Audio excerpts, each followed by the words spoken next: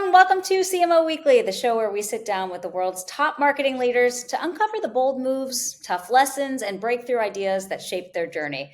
Every episode, we go beyond the headlines to explore what it really takes to build brands, lead teams, and stay ahead in a fast-changing industry. I'm Haley Clover, and this is CMO Weekly. This episode is brought to you by Open Fortune, the only marketing company putting your brand inside actual fortune cookies. Yep, those cookies that you crack open after dinner. They're now prime real estate for your brand message. Open Fortune distributes millions of branded fortunes every month through thousands of restaurants nationwide, giving brands a moment of surprise and attention that no banner ad can match. Want to reach people when they're smiling, engaged, and ready to share something fun? Head to openfortune.com to learn more. I was going to say, this might be one of the only podcasts that isn't sponsored by AG1. We got to work I on know, we might need to that. change that. That's so funny. It's really true. I hear AG1 podcast sponsors all the time. That's okay. They're good live reads. Good. I love it. Hey, that's good to hear. It's working. Well, the person you hear talking is our guest, Paulie Dery. He is a creative visionary who's built world-class brands and their identities from the ground up. Paulie Dery is the CMO at AG1, a global health company focused on foundational nutrition. And he is steering global brand growth with bold storytelling and community-first marketing. He previously led marketing at YETI, launching its in-house creative agency and reinventing it as a lifestyle powerhouse, and helped shape Uber's brand during its IPO. Paulie began his career in top creative agencies back in Australia and has honed a fierce belief: you can't market a product unless it's worth shouting about. Paulie, welcome to CMO Weekly. Wow, thanks for the hype there, Haley. That was awesome. Get you on my LinkedIn profile. That'd be awesome. Hey, you How did we all the doing? stuff. I just read it. You did all the stuff. That's the hard part. It's true. It sounded easier when you said it, I must admit. I'm sure. I'm Mm. super excited to chat. You've done a lot and worked with a lot of brands that are so recognizable. So a lot of our, listeners are going to be able to notice those kind of switches that happened at YETI. I mean, I do, knowing when it went from truly just being that really awesome products that bears could not break into to all of a sudden being this lifestyle powerhouse where everybody has the coolers, everybody has the tumblers, all of these things. So I'm excited to just dive into, your career in general and everything that you're doing with AG1 right now. But I'd love if you could give us a little background just into your career and kind of how you got started. Yeah, sure. Look, couple of things come to mind. I started as a creative, right? I was a creative in an ad agency in Australia, M&C Saatchi, and then for almost a decade with RGA up in New York, which was so enjoyable. So it's a really, I think, interesting path that's led me to a CMO role. It's not, I would say, a super traditional path. So one thing I always take with me is the power of creativity and what great work can do, right? I always say great work solves all problems. It's not entirely true, but it does, alleviate, I think, a lot of the small-mindedness we sometimes get stuck into on a daily basis. So creativity is a real driving force in my life.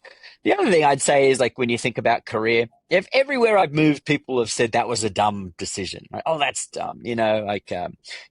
Leaving Australia to go to this tiny little digital agency in Hell's Kitchen. Well, that's dumb. That seems dumb. It turned out to be RGA, an agency of the decade. And I think one of the great moments in our industry was at RGA. Then Uber called. Actually called a few times. I said no a few times, and they kept calling back. And financially, I wish I'd said yes much earlier. But I'd be calling you from an island maybe right now. But I joined Uber at an interesting time. One of the world's great brands that didn't really have one. I couldn't tell you what an Uber ad was, for example, at the time. But I loved the product, and everyone knew it. But I joined it at a time of crisis. The house was kind of on fire at Uber. And so that was interesting. We can talk about that in a bit more detail. And then the same with YETI. We got Uber to IPO, and then it's a phenomenal business, and it's really grown up. You look at it now, it's the world leader. It acts like a world leader, and it's in a really good spot. And so you do all that work, you get to IPO, and then you take a job at a cooler and cup company in Austin, Texas, right? And people, of course, say, well, that's dumb. What are you doing? Um, but again, saw the enormous potential, the power of that product, the wonderful brand and community that they were building. And all I thought I could bring to that was just a bit of scale. I thought the brand was actually ready to get out of it. Was very much Texas, Florida focused. And I think could we scale it without breaking its soul? That was really the challenge I took at Yeti. And then again, um, Yeti is now one of the great, I think, American brands and fastly becoming one of the great worldwide brands out there. And people are like, why would you now go to AG1? That's dumb, But I see the same wonderful challenge at AG1. This D2C darling, this incredible business, helping people get control of their health. And I think if you could layer a brand onto that and give it some scale, then that's a great challenge. Very long story short, Haley, what I would say is brands talk to you, right? And I love joining a brand at an inflection point. Um, if Uber was flying and everything was fine, there's no way I could have done half the things I did at Uber, right? Because there was turmoil in the brand, because we were reassessing, hey, how do you build a brand? What are the things we need to do? That was incredibly rewarding to do. Yeti too, at that real moment of inflection of growth and expansion. And AG1 too, right? Moving from this D2C darling, we're now in Costco, we're now in Amazon, we're now multi-product, multi-channel, moving into new regions. I love the inflection point of brands, and I think that's what has controlled my resume. Yeah, that's amazing. What was it specifically? It's so funny when you say that everybody keeps telling you it's stupid when you when you keep moving jobs, but obviously you have an ability to understand what products have a lot of potential. What was it specifically about AG1 that made it that product worth shouting about? Like you said, you can't market a Yeah. product unless it's worth shouting about. Yeah. Look, I always say I'm not a good enough marketer to market a bad product, right? Like you have to be exceptional. I am not that good. So I always do look for an amazing product, right? That is the industry leader, and that tends to be the more premium one too. Uber, phenomenal product experience, and Yeti and AG1. And when I look at the space, AG1 created this space, really. It is the most premium version of a health supplement in the green powder form. It is certainly at the higher end, I would say, of cost, but for a very good reason, right? It is the absolute best. So when I look at these opportunities, I do think it's important that the product foundation is incredibly strong, and that's what I found at AG1. So it's a great jump off point for a marketer, knowing that those foundations are in a great place, and I think that's what draws me to these places. How do I then tell story about the phenomenal product? And that's the funnest challenge I think we have. What's funny is I think a lot of people say, hey, you do really great brand work, right? You're a brand builder. I push back on that a little. I think all I'm doing is great product work that feels like it's brand, right? And for me, that's how I know I'm kind of in a sweet spot, right? Um, Great product advertising that feels like brand is why I do work with these phenomenal products.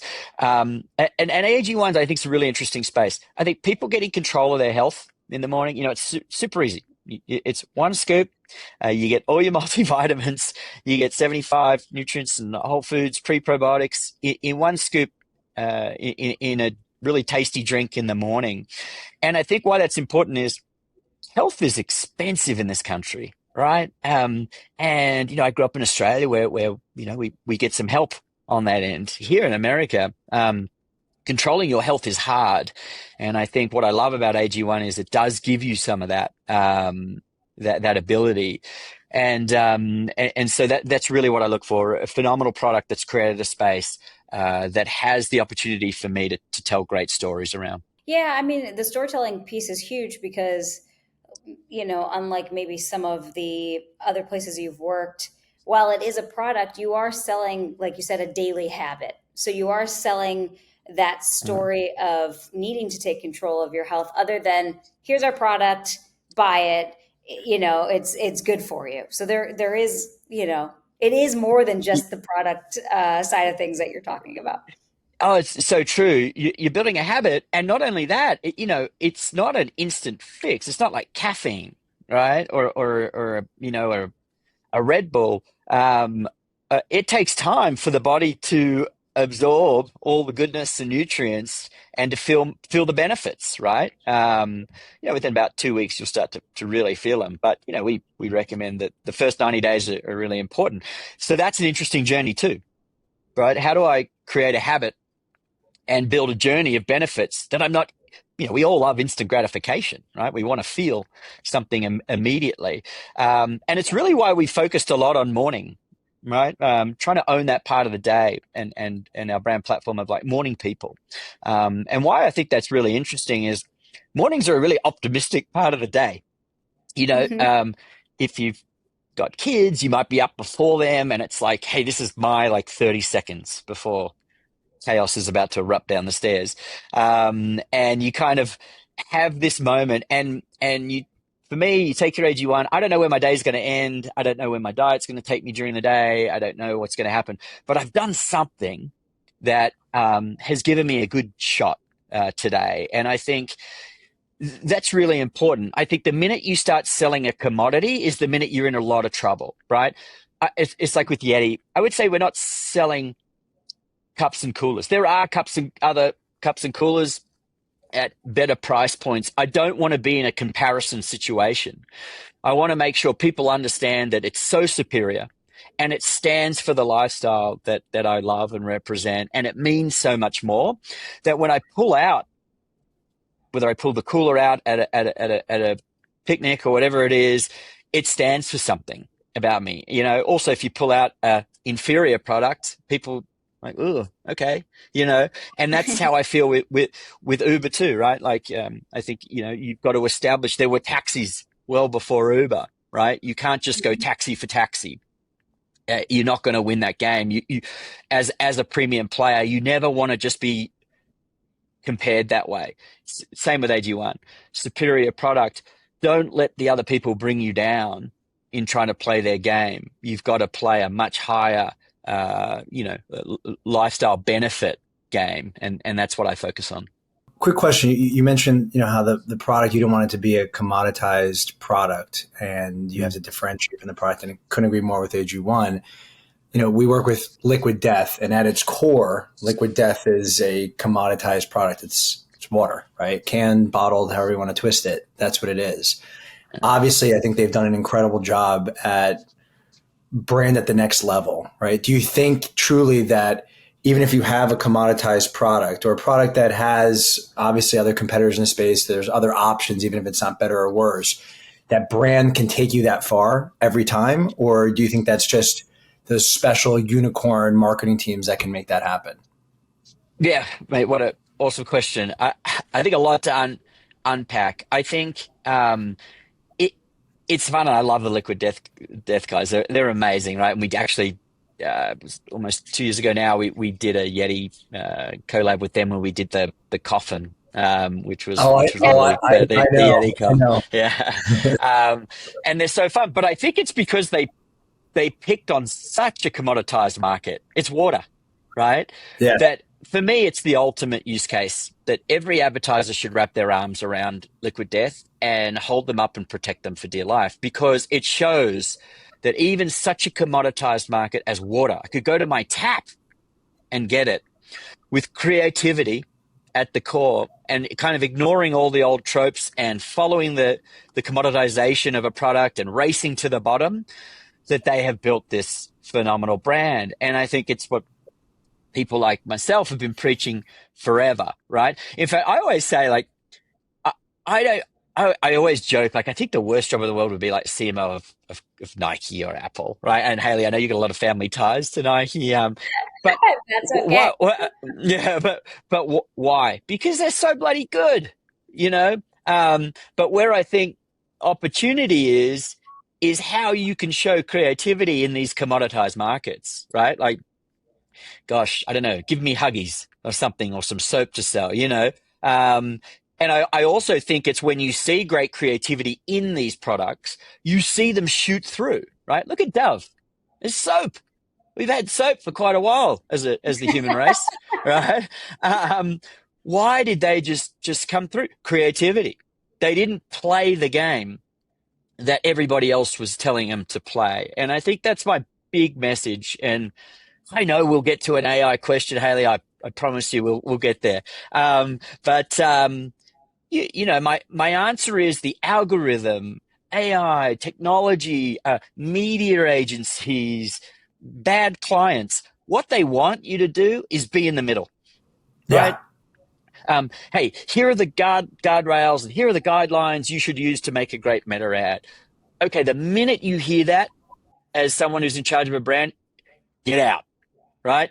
Go find something on the edges. You have now the enormous right to go break through, because there's a huge market that's just stuck in the middle, right? I always say be the best, be the worst, never be the middle, right? If you have a go and you end up being the worst, people respect it far more. If you are going to be in the middle, my goodness, please spend a ton of money. You will have to. And if you've got it, go for it. But most CMOs would say they don't. And so that's why I think you got to push. And I think we're trained to push things into the middle. So that's why I think brands like Liquid Death, who just threw the playbook out the window and move it. And that's what I'm always encouraging my teams to think about, right? I look at, for AG1, the podcast and world. Why was that so successful for us?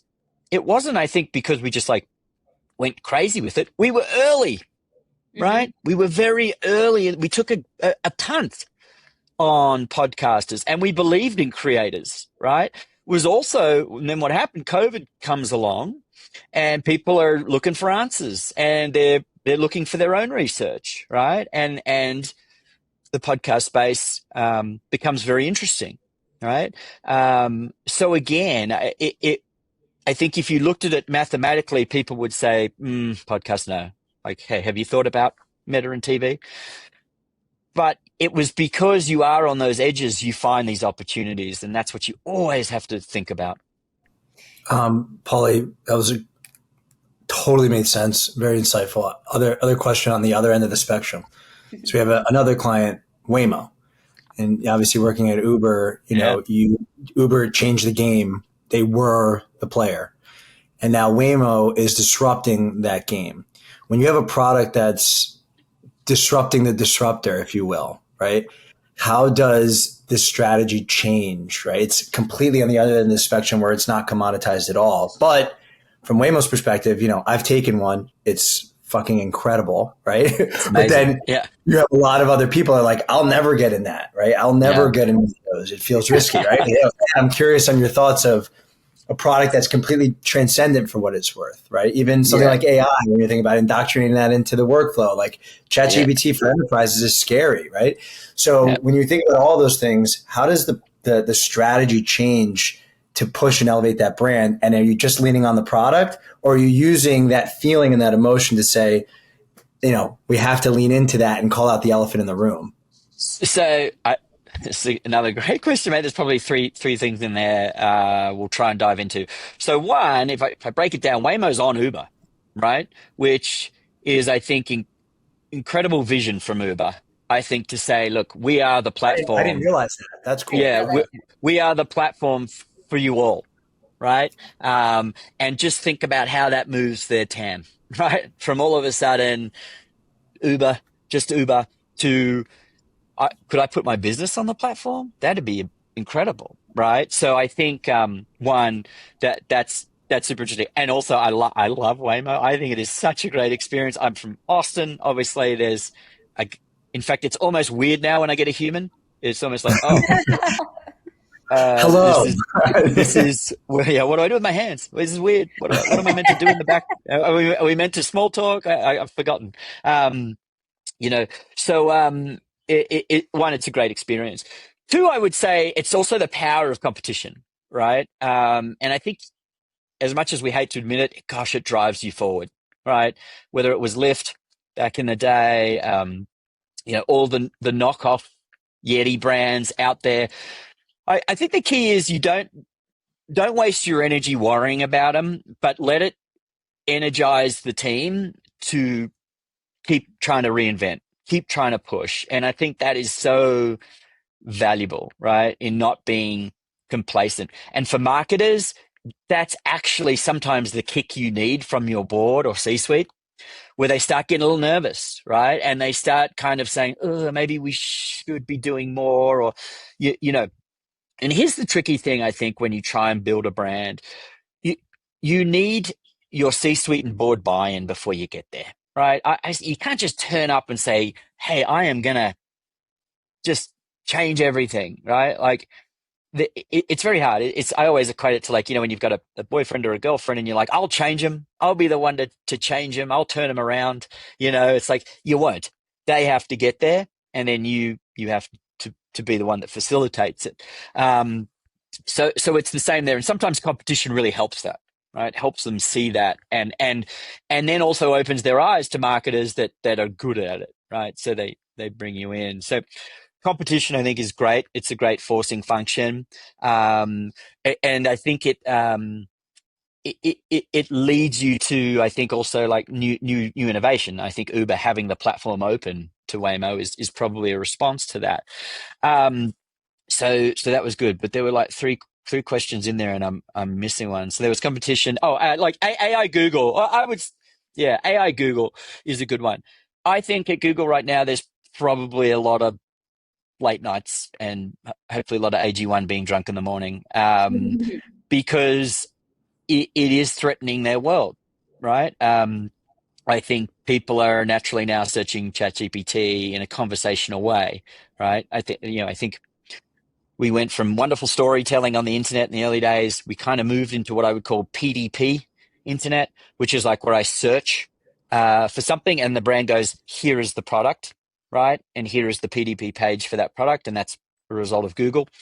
I think we're now in like, hey, throw together an outfit for me for my Italy trip, right? And that's chat. That's AI doing that behavior now for you. So I think, look, what will happen is whatever Google's plans were, they're now accelerating, right? And they're working to it. And I think you're going to get to a really awesome AI Google product at the end of the day, if I had to bet on it.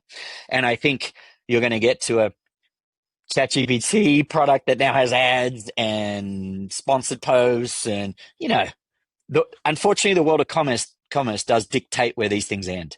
But I do think the competition will drive them both to make better products, right? And that's the beauty of competition. Yeah, that is a little scary to think.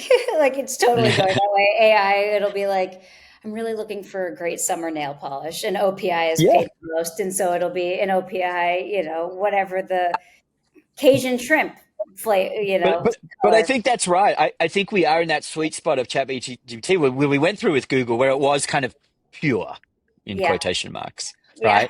right? It is not pure anymore. Unfortunately, when those marketers get involved, things go sideways. But you're right. We are in this pure stage of ChatGPT, and it'll be interesting how they protect it. It's so funny. I literally used it not too long ago to say, "Hey, create a 3-day itinerary for me in Seattle, Washington," and it's like Right? just makes Yeah. things. It does make things very easy in that sense Yeah. for now, which is really cool. Yeah. I had a question for you specifically around challenges when you came to AG1. One big one I'm guessing is there's constant scrutiny when you're talking about a healthcare product or just any, health habits and journeys in general. There's a lot of just information and people saying, don't do this, do this. How do you kind of combat that when you are a leader in the space and yet you do maybe feel like you have to constantly Yeah. prove like, no, this is correct. This is science. Yeah. It's a big part of our day. It drives us nuts, right? And particularly when there are so many copycat brands out there that, because they're not our size and have the eyeballs on us, can just say what they like, Yeah. right? They're insane claims, and legally incorrect, not factual. And that hurts, right? Because you'd love to say that's just ridiculous. I think it's hard for brands to punch down though, right? And I do think it's why we really focus on ourselves and the power of science, and why I joined the most premium product on the market, right? We put an enormous amount of investment in clinical trials. Now, if I'm a small brand, that's very hard to do. They cost a ton of money, right? So I could just claim I do them and I'll be fine, right? That's not good enough for us. We want to put the effort into being the industry standard. And we love that challenge. Like, continue to be the industry standard. Don't worry about the other ones and what they're trying to do to you and how they're trying to bring you down. Again, it goes back to my commodity conversation. To be the premium leader, you have to kind of do things that others don't or aren't held to. And for us, it's doubling down on science. Then it comes to us marketers. We have to tell that story, right? We have to educate people. One key tenet I always have is, how do I arm the customer to defend their purchase, right? I always think about this. Am I giving them enough so that if someone says, oh, AG1, that's like super expensive, right? And I saw an ad the other day that this other brand cures cancer, whatever, it's like insane. And have I armed our customer to say, well, here's why I take it, right? Here's what I know about them. And at that point is really the magic, right? Because not only are they really solidifying themselves as an AG1 customer, they're also selling on to other people, right? And I think it was the magic at YETI. People would come and say, a $400 cooler, all right, money bags. How come you've got that? In the early days, then you could get a cooler for $80. No research group said a $400 cooler was a great idea back in the day. I promise you. Wait. I've got a question on that, Paul. Wait. Yeah, Are you saying that in the very early days of YETI, the price was 80, and then you guys were just like, screw that? No, other way around. Actually, the competitive. I got it. That's what I thought. We were at 400. You were always at that price point. Yeah, okay, got it. Yeah, and Bears like can't I said, open it. Bears cannot get into Bears can't open it. Pretty fucking cool. It's so funny. I think that Bear sold more coolers than any marketer at YETI. They had me, and sure. I'm horribly camping, and I was like, I need that cooler. Yeah. And I think that was YETI arming you to defend the purchase, right? Even it's bear. I haven't run into too many bears in my life, thankfully. But knowing that it could kind of built this lore and was also a way, and Haley, to your point, like, you can now defend your purchase, right? And I think that's a big part of what we do at AG1. Like, give the factual, correct information, science around arming our customer, and then also I think building on a lifestyle that they feel really proud about. And not trying to chase everyone. I think the minute brands try and chase everyone, you kind of, again, lose some of the magic, because your core customer is like, well, hang on a second, is this my brand still? I don't know about that, and it's why, YETI stayed very true to the core of the people and the pursuits that use the product. Same as at AG1. We're very invested in Ironman. We're very invested in endurance sports. We're very invested in these performance optimizers who want to get the most out of their day. And I think why it's okay to really focus in on these people, other people get it, right? I am not just hate to burst everyone's bubble. I am not a Ironman. But I understand it. But I understand the performance it gives them, and I understand what that could do for my day, right? And I think sometimes we treat our customers in general as idiots, right? They're not. They get it. And I think you'll often see data or a media plan try and push you into broad spectrum, when really, if you can keep your story tight, others will come to you. And that's always a great playbook that AG1 stays very, very true to our athletes and people who really want to get the most out of their day, even if that's parents who who need the energy through the day, or struggle to kind of, we always say, put their oxygen mask on first before helping others. You got to stay true to your people. Yeah, I love that. That's incredible advice. And I mean, gosh, just because I'm realistically not ever going to be a professional athlete or an Ironman doesn't mean that I don't want to feel like one or look like one. So, Yeah. it's Yep, kind of that's right. selling a bit of that dream as well. There was some incredible advice in there. Carlo, I see you percolating over Yeah, there. just thinking that that makes a lot of sense. Obviously, you want to kind of make people feel like they can be that type of superhero too and emulate that. Have you ever thought about the other end of the spectrum of capturing people who in a moment where they maybe want to capture that, right? Okay, how do I explain it? So, um, I always think about, I'm touching 40 right now. It's harder. Everything hurts. I want to optimize Yeah. myself. And there's these different moments in the day where I kind of have, or the week, less willpower, or maybe I'll eat more pizza than I should, or that sandwich that I shouldn't have, or Yeah. Chinese food or whatever, where like, I wish in that moment somebody was able to say, don't do that. Have you ever been able Yeah. to key in on those moments by any chance? Have you ever thought Yeah. about how that can be impactful? Yeah, I think it's a big part of the habit building, right? There are moments and habits that you need to work at educating people. This is when your habit could change, right? It's why we are really focused on mornings, right? As that moment, that we have our morning habits, right? We get our coffee, we maybe, read the news, whatever it is.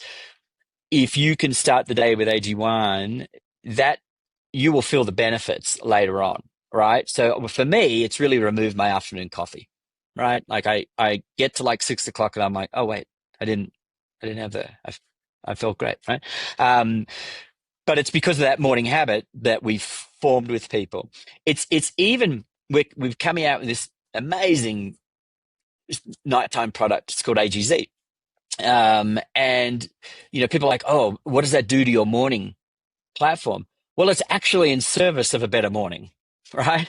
The product is designed to help you wind down at night, which is hard, right? Look at us. We're probably on Zooms till late, and then you're dealing with stuff in your personal life, and then the TV's on, and it's hard to wind down, right? This is an amazing product. It's going to help you wind down and help your body restore overnight, so I can wake up and get the most out of the next day again. So for me, it's hard to sometimes identify multiple touch points through a day. I think what's important for us is really understanding that major touch point of the morning, and then let you discover the benefits through the day, right? Because there will be moments like mine where it's 6 o'clock and I'm like, where's my 3 o'clock coffee? I didn't have it. AG1, what a great brand moment, right? For me. I think with AGZ, if you wake up and your sleep score is really good and you feel it, that is the habit and moment that the brand plays without media, right? That is what you're really trying to achieve. You to connect the habit with the outcome is really what we focus a lot on. There's something Yeah. so strong about that story too of like, let's just say you got nothing else accomplished in your entire day. The fact that you got all of your vitamins, minerals, and everything that you needed to actually have a healthy day is still an accomplishment. Yeah, Yeah. no one's perfect, right? No one's perfect. Like, if you have a drink at night, or Yeah. it's okay. But I feel like I've done something. The other thing I would say about moments and habits, there's a lot of success stories in that instant gratification, like we talked about earlier. You know, I'm tired. I'll have a coffee. I'm tired. I'll have an energy drink, or even more addictive things like nicotine and so on. Right? That that I, when we look at the health sector and benefits, you don't want to be in a reactionary cycle, right? You really want to build the habit and benefit and let the customer experience it on their own, right? So again, it's for us, it's setting up that morning, laying out the great science, giving them enough information to defend their purchase so that they can connect the dots through the day. The more the customer can connect the dots themselves without me yelling at them too, that's how you really build lifelong relationships with customers. I think that's amazing. There was so much advice in here and so many things that I know people are going to take away. So that was amazing. Thank you, Paulie. I have some random fast money questions that I'd love to Let's ask do you. Rapid fire, just first thing that comes to your head. Oh Throw out God. the answer. No, they're good. They're easy. Person dead or alive that you'd most like to have dinner with? Oh gosh. Brutal. I don't know. Look, I love creativity. I eat and breathe it. And I love how people think. I think a dinner with maybe Freud and Frank Lloyd Wright and a great marketer like Nick Law. I shout out to Nick Law, my old boss at RGA. He's now at Accenture Song, but I think still the greatest marketing mind. Anyone who looks at the norm and just says, I think we can change that. I would, I would, I would love to bug them over a dinner. They would probably like it to be a short coffee, but I'll take I'll take as much time with any creative thinker that just pushes. And there's so many examples, right? Of people who push creativity. I also think it's why I love founders, right? Working with founders, they're crazy. A lot of them, they've got insane energy, but they don't think like the rest of us. And that's why they are having success, right? And I think you have to appreciate that when you talk to a founder, big or small, they have an insane focus. You know, another person at dinner, like Joan of Arc. Joan of Arc had full belief in what she was doing, right? And I think people who have that just tunnel vision are incredible to be around because often we don't. It's so true. It's Yeah. a great answer. Shout out Also, to Shout out to Joan of Arc. Not Joan in of our Arc, Frank Lloyd Wright, not in Freud. What a dinner! yeah, not in our bingo card. I think today of things we would cover, but you know, yeah, It's yeah. so funny. Buffalo has a couple of Frank Lloyd Wright homes, and I always tell people Mm, if you're in the area, go explore one. They're so cool. So that was a fun answer. Okay, yeah. what's your favorite city in the world? Oh, come on. I mean, this is brutal. I've got two home cities. So obviously, I love Austin, Texas, um, for its creativity. And I think it's doing what Yeti's done, growing but keeping its soul. So I love Austin, Texas. But also, I probably wouldn't be allowed back in the country if I didn't shout out Sydney, Australia, and Melbourne, Yeah, Australia. But two great cities. And Australians, you know, what a creative hotbed, particularly in the marketing world. I think if you want to go find a great marketer, go to Australia. do you have a Yeah. brand that you secretly love that you would call, let's say a guilty pleasure brand? That's a good one. A guilty pleasure brand. I probably look at all the brands my daughter interacts with, and I'm like, God, they're so good at hooking 8-year-olds, you know? So that's probably just some professional admiration for Labubus and stuff like that. Oh my You God, know, Labubu is going crazy. yeah, and I know in terms of just general guilty pleasures, you know, Bravo does get a good run on the TV at the household. But look, I think brands that, you know, I admire, it's a tough question, but I think as a kid growing up in Australia, Qantas, which is the national airline, Yeah. um, it's love hate, right? It's the national airline. Everyone flies it. Everyone is proud of it, but everyone hates it, you know, because it's like family, you know, you can't tell them they're great all the time, right? You know, and one little thing happens and you think well, Qantas has lost it, you know, but they've, I think done a phenomenal job. I'm still very proud to fly them when I fly home. I feel a sense of togetherness. It's a great product. They've always invested in their product. So I think from an early age, I had respect for a brand like that. That even though we sometimes love to hate, they didn't lose their course on knowing who they were. Love that. If your Yeah. team had to describe your energy by a cocktail, what cocktail would you be? Oh boy, that's a tough one. You know, it would have to be an AG1 concoction, I think, in the morning. I am partial to a mezcal Negroni though. Don't tell anyone. In in terms of What is a, the drink? a Negroni, it's and what I like about Negroni Negroni. I is didn't hear it's it. Sorry. yeah. Yeah. What I like about Negroni is it's three separate ingredients, equal parts, and I think there is something magic about having equal parts creativity, equal parts an understanding of the business, and equal parts, I think, being a decent human that can manage people. And so I think any cocktail that is equal parts of those things, I think makes for a fun environment to work in a marketing department. What a great answer. I feel like you've heard that question before to be able to Yeah, come up with what you I, just said, I, dude. I didn't. I wish I'd. That was so good I might write that one down before I forget it. But for the future. yeah. Okay, last two questions. First, what is the worst advice that you've ever been given? Oh my gosh, Haley. Um, I think anyone that's a proponent of the middle or staying put, staying safe. Not to say that I'm a big encourager of people switching up their jobs all the time. I'm not. I've actually been very loyal. If you look at my history, a decade at M&C, Saatchi, a decade at RGA, 5 years at YETI, which is a long time for CMO. But I do think anyone who is doesn't have blind faith that creativity or a great idea can change things, I would tell that person to move on out of my life very quickly. And that really is that word, I think, that sums that up is safety, right? We are in a state, I think, in marketing at the moment where there are just so many average marketers, and I don't think they mean to be. I think they understand what are the safe parameters I can work in. And my advice to them is, please God, we don't need any more of those marketers, right? I think there are very few great marketers on the planet right now. Go be one of them, right? And how you be one of them is break down that safety.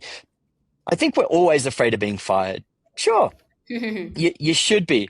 But I always tell my team, if that's the worst thing that can happen to us, is it that bad? You know, especially if we're trying to change things and we're trying to make creative things and we're trying to really, we believe in it, right? If the worst things that happens is why we try and do this, someone's like, no, you're out. Well, shame on them, right? Not shame on you. It's shame on them. And we'll go do this somewhere else and we'll do an amazing job. So I don't know if that's bad advice to me or hopefully some advice for someone out there listening, but listen, you got so much more to gain by pushing it than you do to lose by not. Yeah, I completely agree. And to end this on a very, very serious note, this is a question because Carla loves this one, and we usually have a side bet going. Wait, Paulie. Just so you know, whatever you say right now, I'm either Is going being to make recorded. $100 or I'm going Yeah. to $dollars. So Also, All right, the you got to scratch your ear, mate, or something. Let me know. yeah. is it acceptable to sleep with socks on? No, I don't think it's acceptable. Yes. I think you have so many more options available to you. I think trapping anything that could grow a fungus or a bacteria overnight. I am not a doctor, but Unnecessary in no circumstance. I Yes. Thank I you. I I just think, what do they Oh, say? Less is more. Less is more. I think it applies to socks wholeheartedly. That's right. Yeah. this was That's right. truly a perfect interview before that answer, but otherwise, fantastic. Otherwise, well, I just sometimes my feet are cold, and I'm not gonna be uncomfortable. It just is what. That is There's what other options. There's more is it. covers. There's a There's other there's a gap in the market there, Haley. I think I know you could that's work maybe on my something. my Yeah, next venture. yeah, Well, Paul, yeah. Paulie, I feel so firmly in that I sneak into my son's room. He's a sock sleeper, like a psychopath. Oh, you And have I to. sneak into his room at night and I take his socks off. It's just No, not gonna happen. Yeah. Not in my house. Carlo. What's happened to the children today? I don't know. I don't know Crazy. what's going on. It's so funny. Paulie, thank you so much for your time. This was fun. A lot of really great. Yeah, this was awesome. No, I know this was lovely, so many guys. Thanks so questions, much. but yeah, of Appreciate it. course.